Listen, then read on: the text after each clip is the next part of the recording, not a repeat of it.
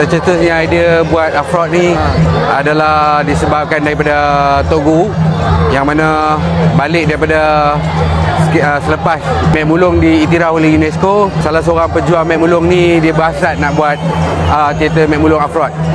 Lepas tu dia tak sempat, dia telah pergi meninggalkan kami semua, dan saya sebagai ahli dan ataupun anak murid kepada pejuang tersebut, bersama-sama dengan akrab kami teruskan perjuangan Afrod ni, yang mana kami ambil masa daripada bulan 7 sehingga pada bulan 9, 10 macam tu, sehinggalah kami dapat garapkan satu persembahan teater Mek Mulung Afrod tu.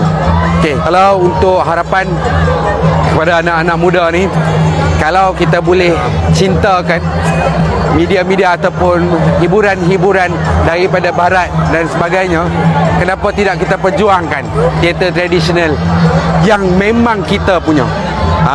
Jadi kita sematkanlah jiwa kita sebagai orang Malaysia, cintakan seni budaya kita. Jadi teruskan perjuangan. Itu je harapan.